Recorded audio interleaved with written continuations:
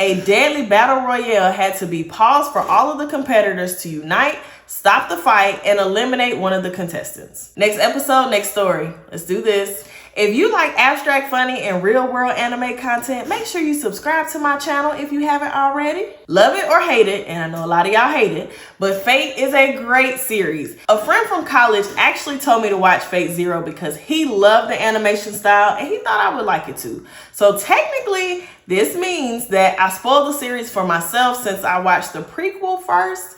This was also the first anime I watched as an adult outside of Sailor Moon and technically Inuyasha. If you are unfamiliar, Fate revolves around a deadly battle royale called the Holy Grail War. 7 mages, masters, summon legendary heroes, servants, to fight for the Holy Grail, a wish-granting device.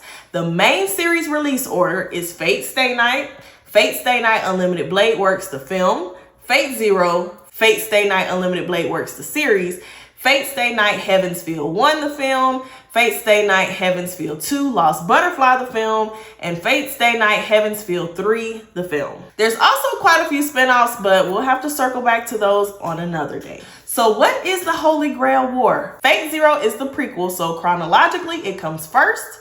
We are introduced to the masters and servants competing for the Holy Grail, a prize that can grant any wish. What made this Holy Grail War different from the rest? Well, that was because one of the masters in this war was Ryuunosuke Uryuu. So hold on to your seats and let's find out why a group of people whose goal was to kill each other anyway would band together just to kill him. Uryuu is described as a freeder, which I would compare to gig work. So odd jobs with no long-term commitment, quick and easy to do. He had way too much time on his hands.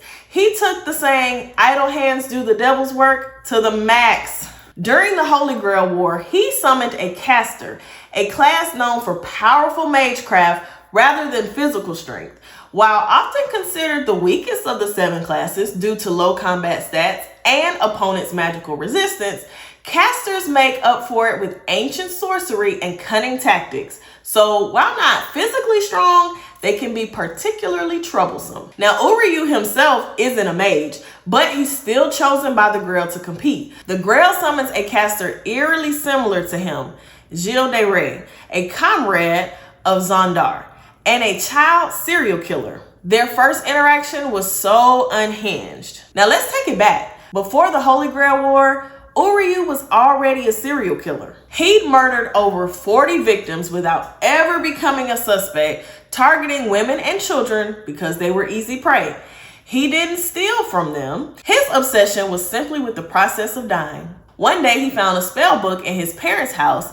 Thinking it was for summoning a demon, he began slaughtering families to create the summoning circle. On the day that the Holy Grail War begins, he kills another family, leaving only the youngest boy alive for the ritual. And with that, his caster is summoned. Comment right now what you think transpired next. So back to the present, their first interaction as master and servant revolves around that young boy's fate. Uryuu is upset that Caster let the child go, until moments later the boy is brutally by one of Caster's creatures. Caster explains his philosophy. True terror comes from giving a victim hope and then destroying it. From there, they ignore that Holy Grail War completely. Uryuu searches for cooler ways to... And Jill becomes obsessed with Saber, mistaking her for Xandar. When she refuses to ally with him, he believes it's because she's forgotten her identity and decides he must kill a massive amount of people to free her. The pair's atrocities escalate to the point that Rise Kotomine orders the Holy Grail War put on hold until the caster is eliminated, even offering an extra command spell to whoever succeeds. However, Uryuu and his caster continue their devious plan without a care in the world, even luring out children to harm. Eventually, Kiritiku Emiya ends their reign of terror. Strangely, Uryuu had been looking forward to his own death, his final thoughts fixating on the brightness of his own blood and the thrill of dying. If you ever list Uryuu among your favorite characters, I will be calling the police on you expeditiously. Comment your favorite master-servant pair from Fate. When one arc ends, another one begins. See you next time.